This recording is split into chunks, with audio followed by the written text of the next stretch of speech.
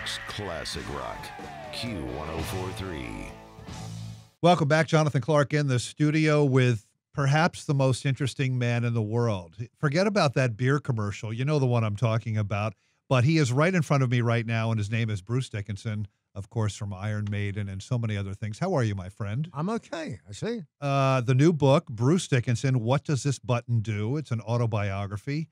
All the book signings and events at ironmaiden.com. So welcome to the show. And let's mention Book of Souls, live chapter on CD, vinyl, and DVD concert film coming out November 17th. Do I have that right? Yeah, no, we're just giving this film away. It's just basically footage that we filmed for the screens. We did we do almost like I think it's about a 15 camera shoot. Wow. Every single night on stage. Oh my God. And we have a TV station backstage essentially. Yeah. And that's what goes up on the screens each night, either side of the stage. Obviously, we're just doing it for real on the stage. We just collated that together and thought, well, we'll just do a free full-length concert for people to go and have a look at. Obviously, the soundtrack's for sale. So the shots that you see during the concert, are those the ones that will be in the film, or are they slightly different, maybe? I have no idea. I haven't seen it. Obviously, everything that gets filmed is recorded, but Right. you only see a fraction of the stuff that's up there. But there's God knows how many shows, so God knows how many hours of footage there is from each camera. So Yeah. Also, the Bruce Dickinson solo works, all 6 albums, now available on 180-gram vinyl. You can check that out on Bruce's website. yes, it's a big box set. Big box set. Yeah. And your website is screamforme.com. And there's ironmaiden.com and Ironmaiden.com. I think there's a big sort of store in there that does all this stuff if you want to get it online, the usual stuff. I have no idea.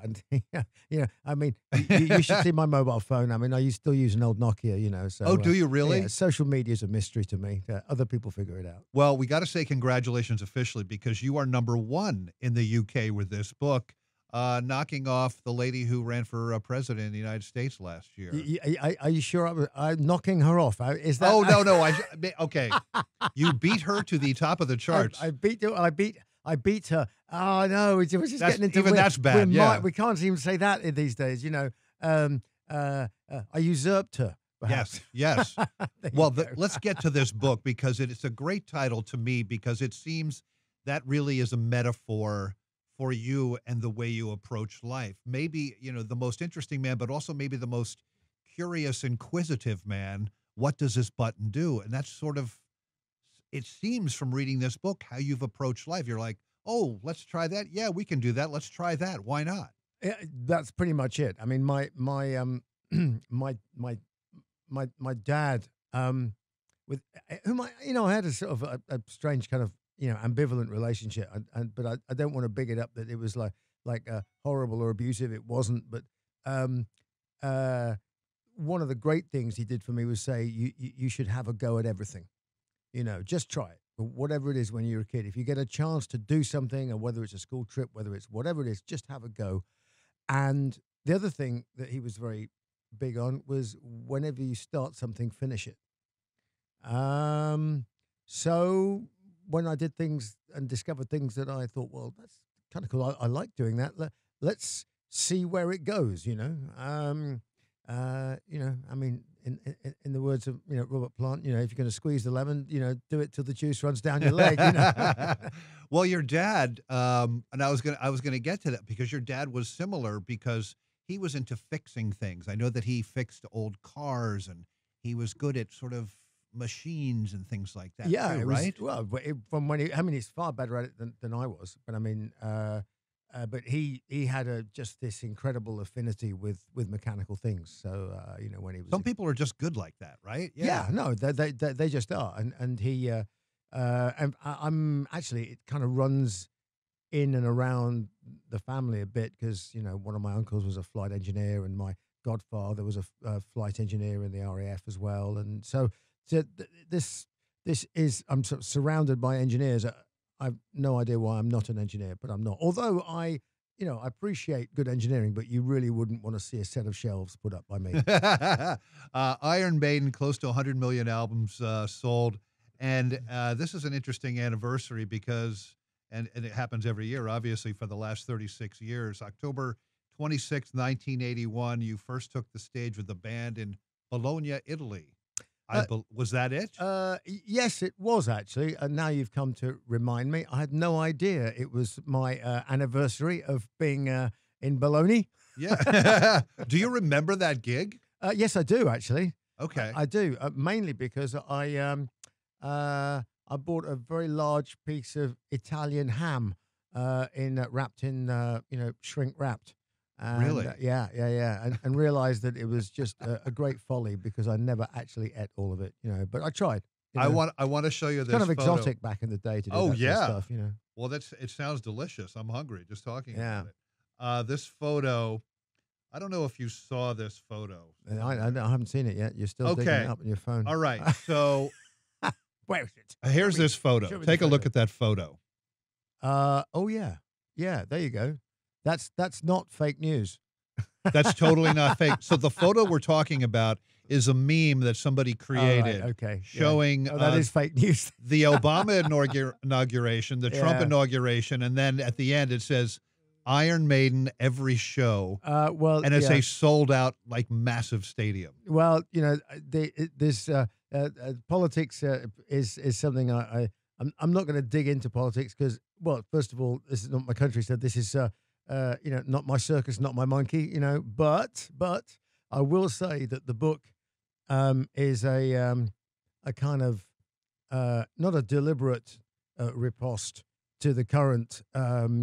I said this. Oh, you said that. Oh, you lied. Oh, you did this. You did that. The book is about stories and my life and the things I've done, and it's a celebration of life. It's not getting down on people. It's not salacious and tittle tattle. But for all that, there's some pretty good stuff in there, I think. Yeah. And the book we're talking about, Bruce Dickinson, an autobiography. What does this button do? And I've read all the rock biographies. A lot of the story arcs are sort of very similar, but I sort of cheerleader, lawsuit, divorce, large breasts, right. It's kind of tedious. Sex, drugs, rock and roll, but I can't get enough of them. Really? I read them all, but yours and is they're all different. the same. but yours is different. I want to ask you, were you one to read those sorts of books? No. Not at all. I get past about the first like Deep Purple or anything like that. Well, I know the guys in Deep Purple, so yeah. I'm not sure. I know some. I know them, so I'm not sure what I'd learned from the biographies. Also, I'm not that crazy about biographies that are written by other people, by ghostwriters. Right. And so, I mean, if you're going to write a book, I think you should. In an ideal world, you should write it yourself. So it's your own. Quite literally your own voice coming through. The idea with this book is, if one of my favorite books was a book by an actor, an old British actor, a guy called David Niven. Oh, right? yeah. The Moon's a Balloon. The first Bond, right? Yeah. Was he the first Bond? No, he wasn't the first Bond. Oh, no. he wasn't? No, he wasn't. No, Sean Connery was the first Bond. No, wait. I thought there was something similar to no, David there Niven. was. David Niven did a spoof. That's it. Yeah. Did a spoof version of James Bond. Okay, right. Called Casino Royale. Right. With some automated flying birds at the end of it, which were dive bombers, flying dive bombing grouse, I believe, which actually was an inspiration for some characters in a novel that I did called The Adventures of Lord Iffy Boat Race. But we won't go there. Anyway, but David Niven's book. David Niven wrote a book called The Moon's a Balloon, and it was a huge bestseller. And when you read it, it was like sitting there with David Niven in the pub. Well, actually, no, David Niven, he was kind of aristocratic, so you'd be sitting on a yacht in the Mediterranean, South of France or something, drinking champagne. But it'd be like sitting there with him telling you stories about how he went surfing with Errol Flynn, or how he did this, or how he did that, and how he was in the war and the special forces. But it was all a little bit crazy and rather ironic, and and it was funny and wry and human, and it was like, wow, what a bunch of great stories. It'd be really fun to go and sit down and have a beer with that guy. Right. And I approached this book that in that way. I wanted to tell my story, but in a way which was uplifting. Because that's kind of who I am. I'm not interested in in like, the dark side. I might write songs about it, but Right. that's not me. That's my life. A lot of bands tend to get into trouble when they're on tour. As Tom Petty sang, the waiting is the hardest part, waiting for that 2 or 3 hours on stage that you do. But this wasn't your thing, because when you were not playing in or doing a show, you were fencing, or you were learning to fly, or you were doing all these other things. And this book you actually wrote in longhand. Yeah, I did. Yeah, yeah. I'm a terrible typist. I mean, I'm two-fingered, sort of like hunt and Hunt peck. and peck. Yeah, yeah, absolutely.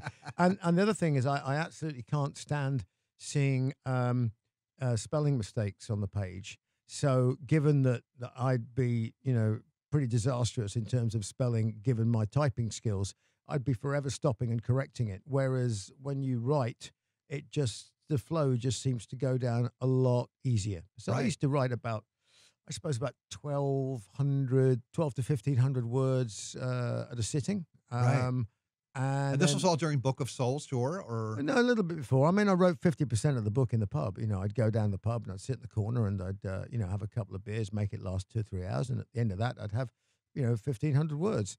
And, in fact, a whole bunch of people have seen me writing the book, and they're like, what are you doing? In fact, it was very interesting.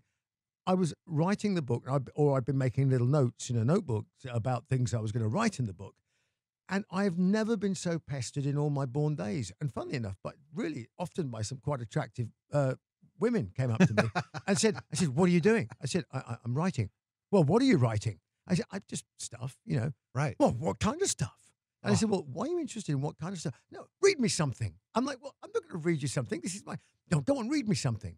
I said, why do you want me to read you something? I'm just sitting here quietly. I don't even know who you are. Right. And you're suddenly thinking, writing a book is kind of sexy. It is. And because there's something mysterious about it. There's a Yeah. bit of magic happening, and people somehow seem to sense it, And so. you weren't there with a laptop either. You were there I would like sit there, longhand in these with big pads of paper. I had a right? candle and a quill pen. No, I didn't. But yeah. That's a great image, though. Yeah, I is, like isn't it. Yeah, so do I. But it'd be, I didn't. So I have to ask you, when you first approached Maiden about you piloting the band around on tour on a plane that you were going to fly, what was their reaction?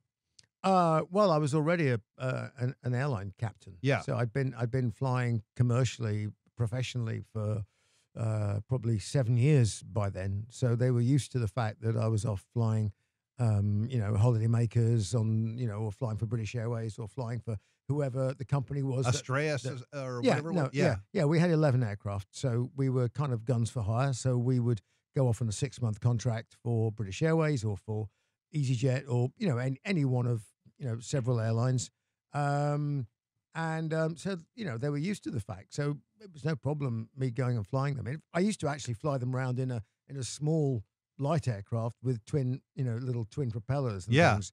A few years before that, Right. So they were quite comfortable with the idea of a big jetliner. Well, it seems to me that would have saved a lot of money.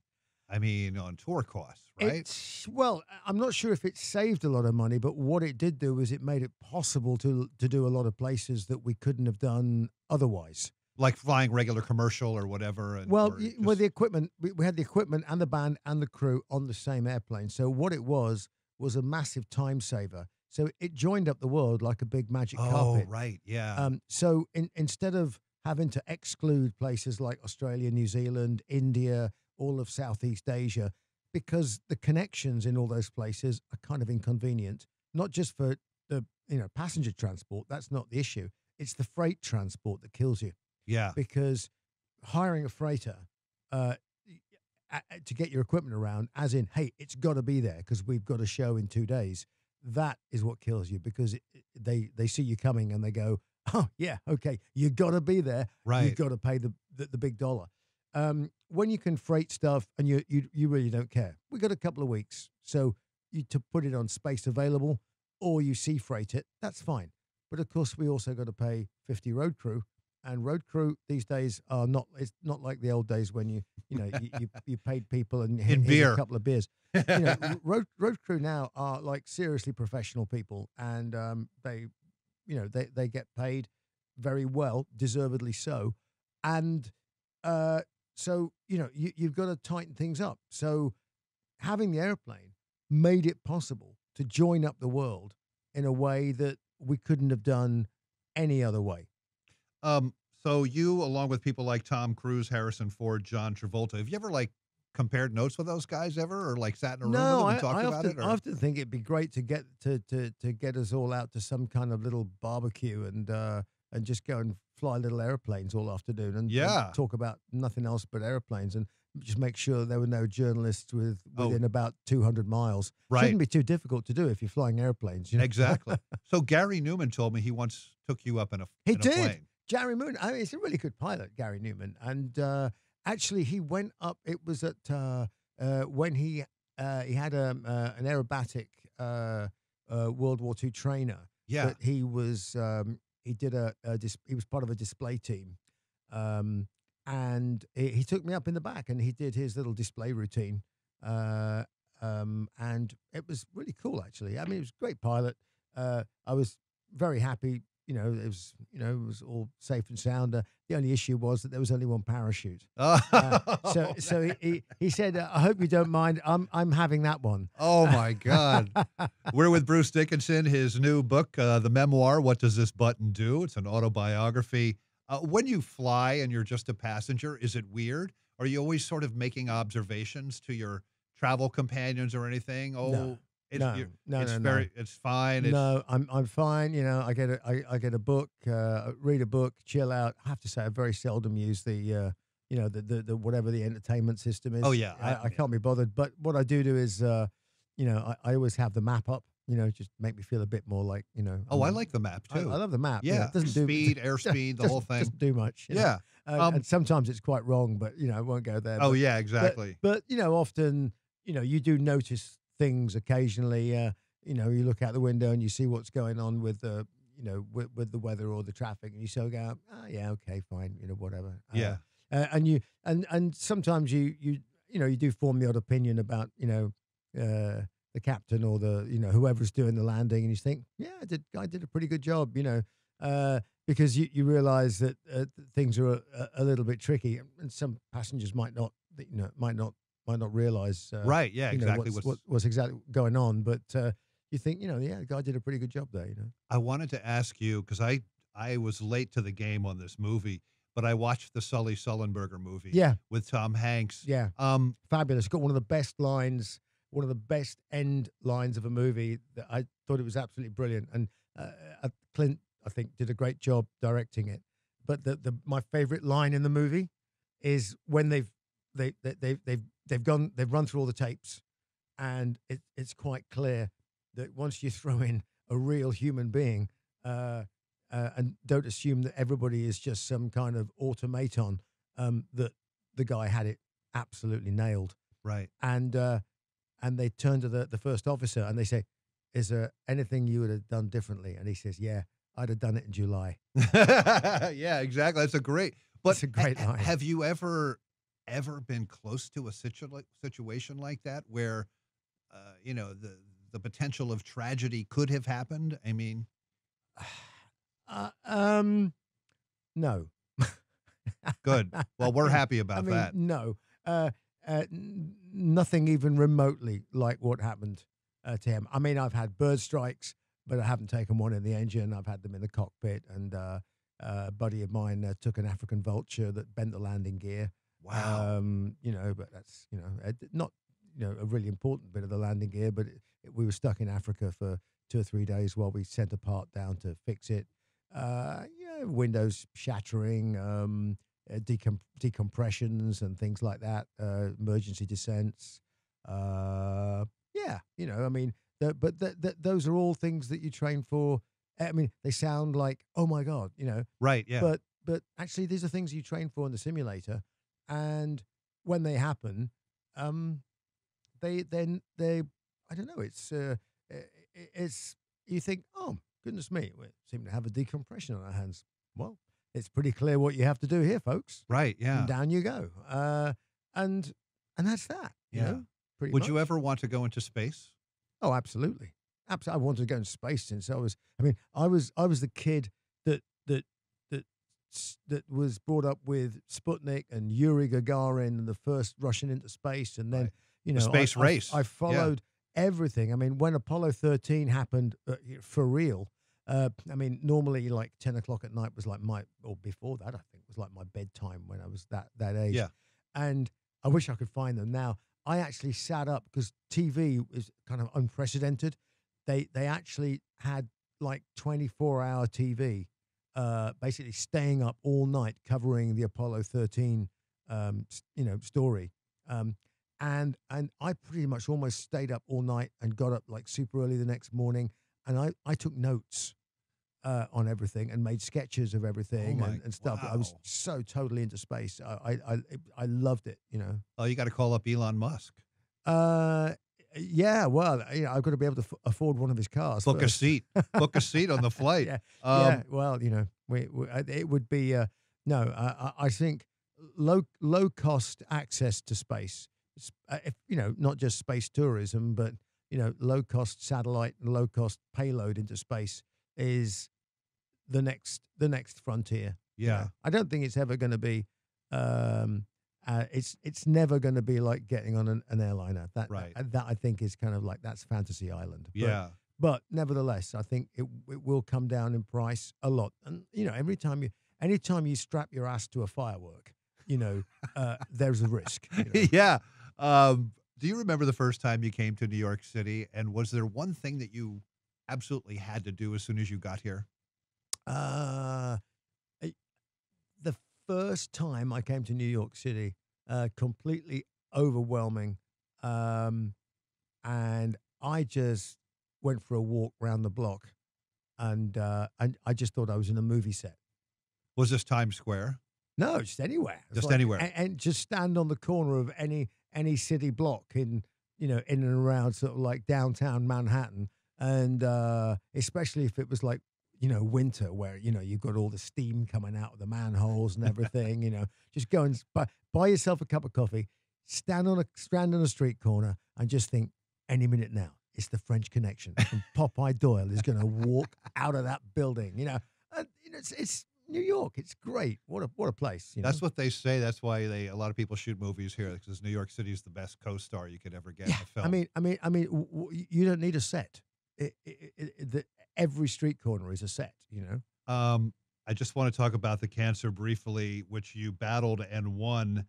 The way you describe this and your approach to it with such an amazing attitude. Again, it was painful. It was incredibly uncomfortable.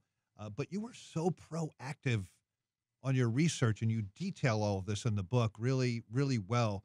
And it's almost like a how-to-behave guide if you ever, God forbid, get this horrible disease. Yeah. Obviously, there are different sorts of cancers, and I was very lucky that mine was incredibly susceptible to the treatment. But the treatment itself, like with most cancers, the treatment itself is pretty unpleasant, and a lot of people suffer more from the treatment than the actual cancer itself. Along The chemo on the road to assuming you have a good outcome. Actually, the treatment was worse than the initial cancer, because when I got the diagnosis, I didn't feel sick. I mean, somebody's just told you got cancer, and you're going, okay, I feel great. What's up? I might die, but I don't feel like I'm going to die. Not tomorrow, not next week. So when does all this kick in? You're in this kind of this weird altered state, like an out of the body experience. And funnily enough, it's the same feeling when you get told, "Yep, you're all clear. It's over," and you go, "It can't be. I've just spent like 6 months of my life, in this world of like nothing. This weird world of I've got to fight this. It's like your constant companion, and now somebody's told you that this thing that was with you is gone, and it's almost like Stockholm syndrome, where the people are held hostage in a bank and they fall in love with the hostage takers, and it's almost like that with cancer. It's like I almost miss it, and you think, what a dumb thing to think. How can you think that? But you have to fess up to those sorts of things, Right. I treated it like an uninvited guest. And I was like, politely and firmly, I'm going to ask you to leave with the assistance of my friends here from Mr. Chemo and Mr. Radiotherapy. They are going to ask you to leave. They're going to be my bouncers, and you are going to be walking out the door. All in the best possible taste because, cancer is part of you. It's your cells gone weird and wobbly for whatever reason. And I actually asked my ear, nose, and throat doc, I said, why? I said, why me? I don't smoke. I don't do drugs. I drink a few beers. I said, why me? And she said, it's just bad luck. Yeah. It's bad luck. That's the best you can do, bad luck. And she went, yeah. I went, okay. Because you want to blame somebody. You want to blame something, somebody. I did this and that's why. I did that and that's why. Yeah. Or he said, if this had happened, then I wouldn't have got it. No, it's just bad luck. And actually, if you can accept that, then I think you're well on the way to being a good headspace, That seems like that's half the battle almost, right? I think so. You have to let the treatment take its course, and you have to try and make sure you stay strong and well during the treatment. And there's a variety of things you can do to help depending on what the treatment is and things. But and my oncologist was brilliant because I said, look, I'm going to be taking all these weird supplements, and my wife was brilliant. She went and researched them all, and I came along with this great list of stuff I was going to take. And he said, yeah. He said, that all looks fine. He said, just anything you think helps, terrific. He said, but just make sure. He said, I'm not joking. He said, just make sure there's no heavy metal in there. Yeah. And I said, you're kidding me, right? He said, no, I'm not. He said, that'll, no iron supplements, copper, manganese, all that stuff. He said, no. He said, that could potentially screw up the treatment. I went, okay, none of that, and because the chemo they were using is platinum based.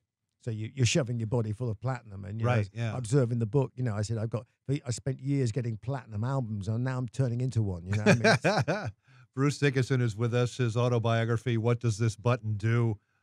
We were speaking of beer before. How many pints of Iron Maiden's Trooper beer have been sold now? Well, we've sold 100 million albums in 30 years, but we've sold 18 million pints in 3 years. So we're catching up.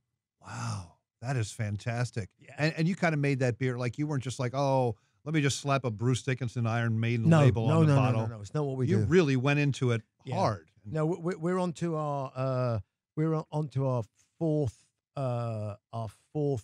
brew now, our fourth type of beer.